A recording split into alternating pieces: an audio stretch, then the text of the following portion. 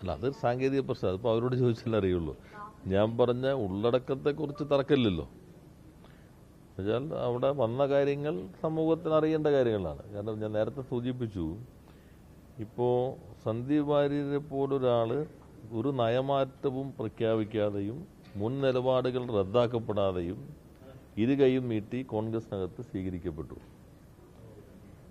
അത് ഞാൻ ഇന്നലെ കഴിഞ്ഞ ദിവസം പറഞ്ഞു. ശാഖയ്ക്ക് കാവൽ നിന്നാൾ മാറുമ്പോൾ ശാഖ നടത്തിയ സ്വയം സേവകന് പ്രസിഡന്റ് കൊടുക്കാവുന്ന രൂപത്തിലേക്കുള്ള ഇതായിട്ട് കണ്ടാൽ മതി അതിനകത്ത്. അപ്പം അത് സമൂഹത്തിനകത്തേക്ക് എത്തേണ്ട കാര്യങ്ങളാണല്ലോ. അതായിരിക്കും പരസ്യത്തിനകത്ത് പ്രതിഫലിച്ചിട്ടുണ്ടാവുക. എന്തായാലും BJPയുടെ കേരളത്തിൽ A ടീം B ടീം, ഒന്ന് സുധാകരൻ നയിക്കുന്നു, ഒന്ന് സുരേന്ദ്രൻ നയിക്കുന്നു. ഈ രണ്ട് ടീമിൽ നിൽക്കുന്നു. അതാണ് ഞാൻ ഇന്നലെ സൂചിപ്പിച്ച വയനാട് തെരഞ്ഞെടുപ്പ് നടക്കുന്നത് വരെ മാറാതിരുന്നത് അഖിലേന്ത്യാ നേതാവ് മോഡി തന്നെയാണ് ഇപ്പോഴും. കേരള നേതാവ് ഇവരായിട്ട് സതീഷ്, പ്രതിപക്ഷ നേതാവ് സതീശനുമായിട്ട് മാറുന്നു. അതാണ് ഇദ്ദേഹത്തിൻ്റെ മാറ്റത്തിനകത്ത് പ്രതിഫലിക്കുന്നത്. എനിക്ക് തോന്നുന്നു അത് അവിടെ ഗൗരവമായ ഒരു പ്രശ്നമായി തന്നെ അവിടുത്തെ ജനാധിപത്യവാദികളും മതനിരപേക്ഷവാദികളും എടുത്തിട്ടുണ്ട് എന്നാണ് ഇപ്പോഴത്തെ ഇവരുടെ ഒരു പരിഭ്രാന്തി കാണുമ്പോൾ തോന്നുന്നത്.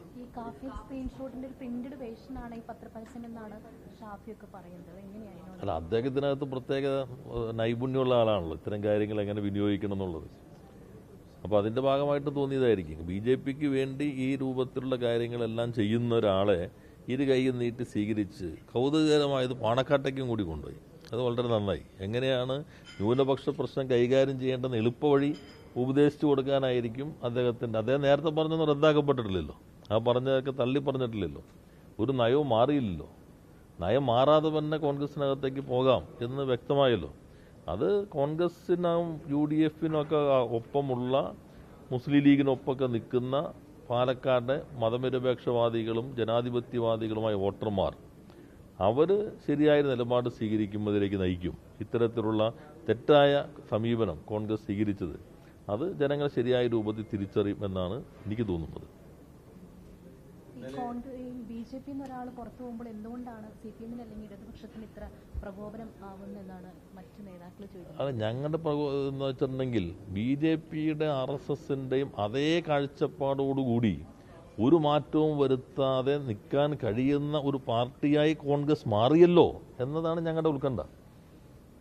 കോൺഗ്രസിനകത്തേക്ക് ഒരു മാറ്റവും വരുത്താതെ അതേ നിലപാടിൽ RSSന്റെ അതേ നിലപാട് ഉയർത്തിപ്പിടിച്ച് കോൺഗ്രസിന്റെ പ്രധാനപ്പെട്ട ഒരാളായി മാറാൻ കഴിയുന്നല്ലോ എന്നതാണ് ഞങ്ങൾ ഉത്കണ്ഠപ്പെടുത്തുന്നത്.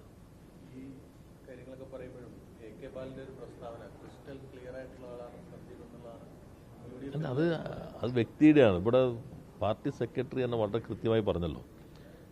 ആദ്യം നിലപാട് വ്യക്തമാക്കട്ടെ. അത് നിങ്ങളുടെ കയ്യിലുണ്ടാവില്ല, എല്ലാ ചാനലുകാരും വന്നതല്ലേ. നിലപാട് അടിസ്ഥാനപ്പെടുത്തിക്കൊണ്ട് ഇപ്പോൾ ഒരാൾ ഇന്നലത്തെ ഭൂതകാലത്തെ നിലപാടുകളാകെ തള്ളിപ്പറയുന്നു, ഈ തെറ്റായിപ്പോയി എന്ന് പറയുന്നു, ഈ നിലപാടിലേക്ക് വരുന്നു. ആ ഘട്ടത്തിൽ നമ്മൾ ചർച്ച ചെയ്യും. ഇപ്പം ഇവരുടെ ഒരു പ്രശ്നം ഇന്നലെ മുനമ്പത്തിൽ നമ്മൾ ശാശ്വത പരിഹാരത്തിനല്ലേ ശ്രമിച്ചുകൊണ്ടിരിക്കുന്നത്. അപ്പോൾ അതിനിപ്പോൾ രാഷ്ട്രീയ നേട്ടം ഉണ്ടാക്കാനും വർഗീയ ധ്രുവീകരണത്തിൽ പലരും ശ്രമിക്കുന്നുണ്ടല്ലോ. അപ്പോൾ അതിലിപ്പോൾ വന്ന മാറ്റം സ്വാഗതാർഹം തന്നെയാണ്. നേരത്തെ ഞാൻ പറഞ്ഞല്ലോ, ഇത് വിറ്റാളുകൾ ഗുരുതരമായ പ്രശ്നമാണല്ലോ ചെയ്തിട്ടുള്ളത്. ഈ ലാൻഡ് ഇതാണെങ്കിൽ കോടതി വിധികൾ ഇങ്ങനെ നിൽക്കുമ്പോൾ തന്നെ ഇത് വിറ്റ് ആ പാവപ്പെട്ട ആളുകളെ ഈ രൂപത്തിലേക്ക് എത്തിച്ചിരിക്കുന്നു. വിൽപ്പന നടത്തിയത് KPCCയുടെ സെക്രട്ടറിയാണ്, പവർ ഓഫ് അറ്റോർണി. വഖഫിൻ്റെ ലാൻഡാണ് എന്ന് പ്രഖ്യാപിച്ചത് ലീഗിൻ്റെ നേതാവ്, ചെയർമാനായിട്ടുള്ള ബോർഡാണ്. കാരണം ഗവൺമെൻറ്റിന് ഡയറക്ഷൻ കൊടുക്കാനേ വഖഫ് ആക്ട് പറയുള്ളൂ. വഖഫ് ബോർഡിനാണ് അതിനുള്ള അധികാരമുള്ളത്. 97 പ്രകാരം ഗവൺമെൻറ്റിന് ഡയറക്ഷൻ കൊടുക്കാനേ കഴിയുള്ളൂ. റഷീദ് അലി തങ്ങൾ ചെയർമാനായിട്ടുള്ള ലീഗിൻ്റെ നേതാവാണ് ഇത് വഖഫാണെന്ന് പറഞ്ഞത്. എന്നാൽ അവിടുത്തെ ജനങ്ങളുടെ പ്രശ്നങ്ങൾ ഉള്ളതുകൊണ്ട് ഞങ്ങൾ അതിനകത്ത് ഇടപെട്ടുകൊണ്ടാണ് കരം വാങ്ങിക്കാൻ അനുമതി നൽകിയത്. അപ്പോൾ അതിനെതിരെ പ്രമേയം കൊണ്ടുപോകുന്നത് ലീഗ് തന്നെയാണ്. ഇപ്പോൾ അവരത് മാറിയെങ്കിൽ ഇതിൻ്റെ ആകെ ഉത്തരവാദിത്വം കൂടി അവർ ഏറ്റെടുക്കേണ്ട. പിന്നെ രണ്ടാമത്തത്, ഇപ്പോൾ മുഖ്യമന്ത്രിയുടെ പ്രതികരണം, ലീഗ് ഒരു സാമുദായിക സംഘടനയല്ല, രാഷ്ട്രീയ പാർട്ടിയാണ്. ഇതൊരു പ്രശ്നമാണ്.